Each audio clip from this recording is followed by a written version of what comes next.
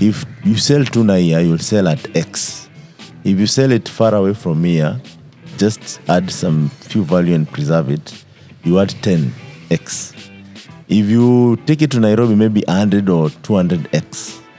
Why is it so difficult to navigate these waters? I know Kuza Freezer is doing an amazing job in how do you preserve, how do you bring it to the dry land, how do you preserve it after you don't sell everything in the evening, how do you do youth fishing and then maybe for the week you don't have to go to the ocean every single day, how do you serve it fresh? So it's white and black that there is a lot of opportunity that could be explored.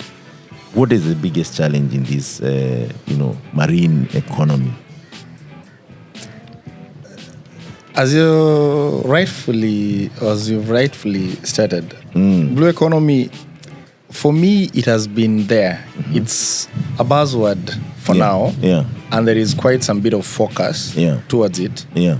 But since the days of our great-grandfathers, just taking advantage sustainably of any water resources would be termed blue economy. Yeah. So whether the fishing, the maritime transport, the shipping, the port that is here and all the trade and all that is handled by the maritime shipping. Yeah. And then there is the coastal marine conservation, the mangroves, carbon. Nowadays the carbon credit, because the blue carbon would be,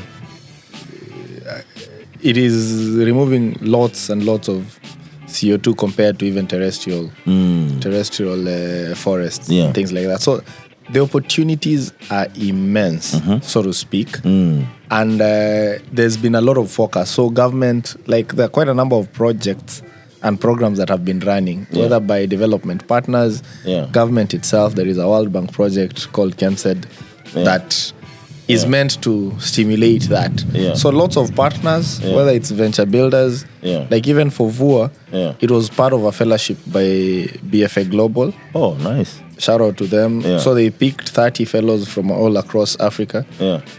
And you are to partner amongst yourselves and come up with new ventures within the blue economy space. But doing that, so they have a climate smart aspect to it. Yeah. So whether it'll be a solution within the tourism, environment or fisheries, but I was more inclined to fishermen and fisheries. Yeah. But other than whatever it is our project maybe is working on, there is lots of opportunities and we just can't do enough of it. Yes. Looking at it maybe as a systems approach to it. Yeah. There's a startup that we are partnering with. It's called Kumbatia Seafood. They get tuna from an island called Kiwayu. Yes. But right now they've expanded to almost all the islands in Lamu. Yes. So whether Amu, Kiwayu, Kiunga, Faza, Pate, they're getting fish from there, and they're giving a premium to the fishermen. Yeah. But for them, they've moved a notch because the quality, even if you want to take it either to now Nairobi or for export, right now they're getting into the export market. Yeah. The quality has to be top notch. Yes. So it's sushi grade and for that. So they have to empower the infrastructure. They have to empower their fishers with ice. They go with ice to the while fishing on their expeditions. They'll have to train them. So there are lots of training on how they gut the fish, how they bleed, and all that. And then now moving that, because now they transport even just using buses, but now the ice and all that to hear how it's packaged to the other side. So that could be one aspect. And then the mindset, especially of, because we could be looking at this point, I'm looking at some disconnect, so to speak. Yeah. There is a way a VC looks at the startups, and then there is a way. So, maybe for VUA, we could be more from an impact perspective. Yes. Because we're only working with around 40 fishers. Yeah. So much of the impact on them, because they're saving our platform. We're partnering with Kumbatia. As Kumbatia pays these fishers, automatically a particular percentage, either 10, 20, is saved for them, because fishing is a seasonal thing. So about 6 or less months of bumper harvest and some other of nothing. So, and there are lots more of chamas and all that for women. But now men, not necessarily. So for us, it was more geared towards them. But now those fishers who fish sustainably. So like for tuna fishing, you're catching one at a time. But now the fishing reels are quite expensive. You'd get one for 80K or more. So like even in our pilot, part of whatever it is we did, it's give credit to this, but out of their savings. So they save. So the discipline to save is not there. And shout out to Shura and Chums, because I told some the time I saw that there are lots of these either loan apps and more of the loaning than the saving culture. So or Chums, investing. Chums is more of saving than just loans. They don't even do loans, I doubt. I doubt if they're doing loans. So it's more of saving and either getting returns from your savings. So it'll be better returns than the bank, yes, because it's more of a money market. So they're partnering with a money market fund where at least you're getting some interest out of your savings. So for encouraging just that culture, not just it's a game changer. So it was almost the same bit about these guys. You could save, but now the discipline to save is where either the fishers are not having. So that is the point that we were coming with as Vua. Because so far there is a lot of impact that it has created on this. Because you'll find in a day they could spend more than 5K on fuel. But if they just don't have that fuel, it's a problem. But the guy has saved over 20K. So it'll be nice you give him part of the money he goes, but he'll just repay it. So to speak. So you mentioned that it's 6 months of harvesting, let me call it that way, for fishers, and 6 months of seasonal, you can't do much. Is this castigated by the tooling? Is it castigated by the weather? What is the challenge? It's mostly weather. It's mostly weather because the sea is rough. So in Swahili they say there is kusi and kaskazi, or the scientific ones they call them, I don't know, some monsoon winds. So they're, I don't know, southwest or north monsoon winds. So like right now between either November and around, so let's say September, but the peak could come from either November, December into around March, April, would be the seas are calmer. So they could go deeper into the sea. But after that, the seas become rough. So much of the fishing, they'll just do either foot fishing or in the near shore waters. So there could be more on the other side that they could get. So it'll be different species that they get, but even if they get, the seas are rough, and there are quite a number of even seasonal fishers. During those low months, they don't even go for fishing. But you see, you still have needs that you'll need, the financial needs. Life keeps moving on. Life keep moving. So whether you're taking kids to school or healthcare needs or things like that, it's still... So if I had a startup and I could provide maybe the tooling, which means maybe better boats, better, even educate them on, I cannot talk about overfishing here because at the end of the day, when I look at it, it's still small fishing, underfishing rather. It is. It could actually change the dynamics, because that means you could go a bit further into the sea where it is allowed, and you could still do fishing. Maybe cut that into, instead of 6 months, now it becomes 9 months, maybe 3 months of no fishing. According to experience and how maybe you understand, because you have more info and understanding of the landscape more than I do. Do you think that would really fly? Maybe partly, because the other thing, a mindset or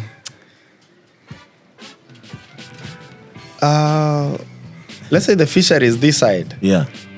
You'll find the fisheries in inland, maybe like Victoria, is quite more advanced, or they're looking at it more from the business, sense and all that. And then, I don't know, maybe the hunch that I'll have, there are also quite a number of Wanito Wapemba, either from TZ or whatever. I don't know if it's the from skill, Pemba Island. the skill of fishing that they have a better skill. So they could come here and even they fish from this. They come fish in our waters. Quite a number of even the people owning boats, they could employ Mpemba to come do fishing for them. But now the Mpemba, they'll receive the cash, just keep it. But within that fishing season, the guy could go home with even over, in the region of millions. Yes. So I don't know whether it's a mindset thing, a training thing, a skills thing for some of them. So there are lots of dynamics to it. So there are those who are actually doing it as a business aggressively and in a particular way. But kuna wengine ni Mungu today. Nikipata nikikosa pia ni Mungu and all that. But there is lots of potential, and then you'll find the industrial fishing will definitely be way more. How should I put it? It would bring in definitely more progress. Yes. So, of course, definitely it sounds like even there is some mindset, education, shift that needs to happen. But of course, for Wapemba and Zanzibaris, they're in Ireland, and I think that for the generation that could be the only source of living that they have been used to. So it's generational, which I call apprenticeship. Yes. I'm not a believer of mentorship, as I keep saying. Yes. And the reason is that when you learn something by seeing how it's done, you internalize it more and you can actually innovate around it. So, Mathew, what is the next thing? I don't want to ask you about the ring on the finger, but how is family? How is the family? We thank God.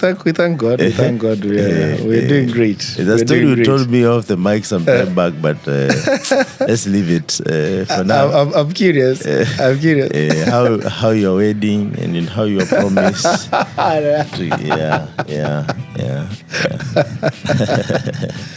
Fine, I think I get it. It's life. It's life. But don't ever. I'm really grateful because my wife has been a great support system. And the same frequency of stupidity. That's how I call it. The same frequency of crazy or the same frequency of madness. Because you have done amazing stuff. Oh. Though a different. We met after medicine but no, alikuwa anafanya microbiology. Chiromo still microbiology. There is semiconductor, microbiology. Oh, nice. Biotechnology. Though we started dating after campus, but she's been a great support system. Guys, you hear if you go to the university, so you get a couple of open degrees your eyes and look around. It might come in handy. I don't know if a couple of guys I can mention here, but let me not we're not mentioning, but I know some of them who have gotten their wives there, including the doctor himself, Dr. Mwansa. But it's a good thing, and that's how life is supposed to be. And I think shout out to all the women who stand by their men. And I know relationships, marriage is not really easy per se, and to some maybe it's easy, but of course it has its own challenges. You have self-doubt, and you have a partner who actually tells you, man, you'll get this PhD even if it's after 5 years. When you get it, it will change, and actually it can contribute more. You not get frustration when you want to start a hub, and that alone actually can give you some strength. If you have children, there's someone actually who gives them motherly love and support. And even for the ladies on the other side, having a husband is a good thing, because life sometimes can be a bit chaotic to some extent. So shout out men, and I thought I should say that for all the married men. Sometimes we don't celebrate married men. It's always about Mother's Day, Girl Child Day, women International Women's Day. So so everyone who is stuck with a relationship, shout out to you, and keep at it. Family is a very important thing. So what's next for Bay Hub? What's next for Vua? And what's next for TUM? Technical University of Mombasa, now that you are the HOD?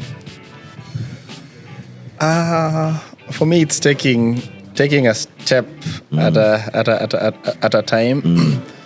There are definitely the things would love to happen maybe a lot faster, but within government, so to speak, it's a change within. But you're trying. I call myself an entrepreneur.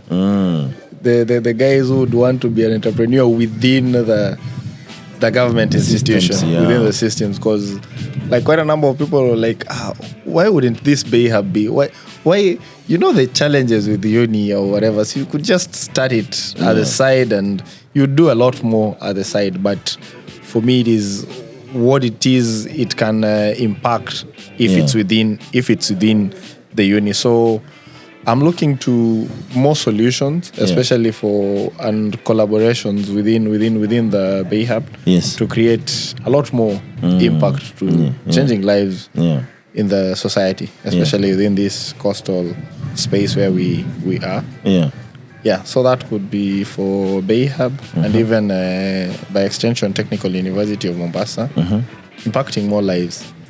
For VUA, we're looking into partnerships and changing lives of just those small scale fishers.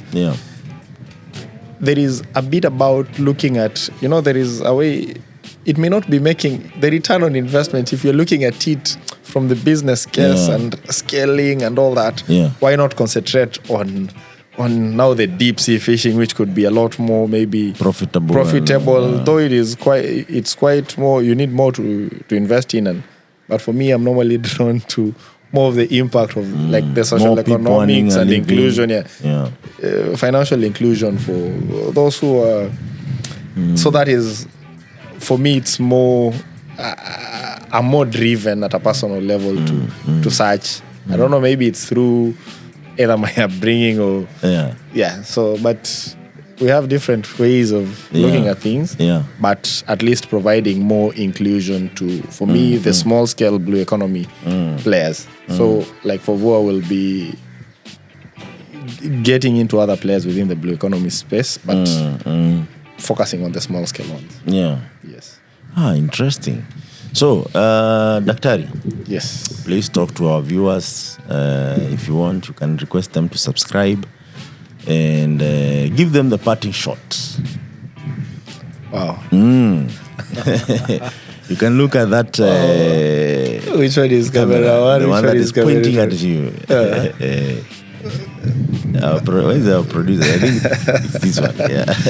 So, please subscribe to it's called Impact Masters. Impact Masters podcast. Or Impact Masters Media. Please subscribe to their podcasts. And my parting shot, try be the change that you want. All of us could give quite a bit, but let hope be the last that you could lose. You could lose every other thing, but don't lose hope. Just be the change that you can be or you want to be. I think I could leave it at that. Subscribe to their podcast, and they're doing lots of amazing stuff. Thank you so much. Yes. An amazing stuff. So, I've made it our culture or habit to conclude with African proverb or proverb from Africa. Teeth do not see poverty.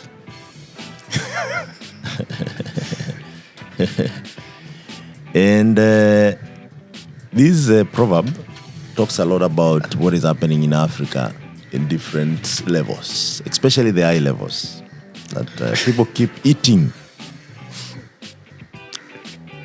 even where they're not supposed to be eating. So even when circumstances are dire, people still manage to find something to smile about. That's the other side of the people whose whatever is eaten should do more to them. And the reason why this proverb I find it really interesting for this conversation is that I believe Africa should not be where it is. But I also believe it's a collective, intentional, consistent action that will get out of where we are. And by the way, it might sound like I'm the guy who is saying we are so badly off. But the truth is, me and you might not consider ourselves badly off, but the majority don't know even what they will hit this evening. So with that, I find that wherever you are, if you ever listen to this, you have a responsibility that in one of those things that you do every day, or even if you are a doctor, you are a professor, you are a lecturer, you are a farmer, you are contributing in that small deed that you do. And through that collective action, we'll get there where we're supposed to be. If you're a leader, stop eating too much. Start seeing the poverty. Because the enemy is always the poverty. Without further ado, this was Michael Kimathi. If you want MK, and it was Africa's Talking podcast in collaboration with Impact Masters Podcasts. You can find Africa's Talking APIs, communication APIs on africastalking.com. And Africa's Talking empowers business to grow and developers to build through the APIs, SMS solutions. When you talk about OTP that you receive when you do transaction, that is Africa's Talking solution. Voice APIs that you can create customer care or a contact center. Like our friend here who tried in 2010 or 2009 to do IVR. Africa's Talking then wasn't a thing, but you can see the potential that we have. So we provide 2G solutions across 54 countries in Africa, and we're registered in over 20 markets in Africa. Check out africastalking.com.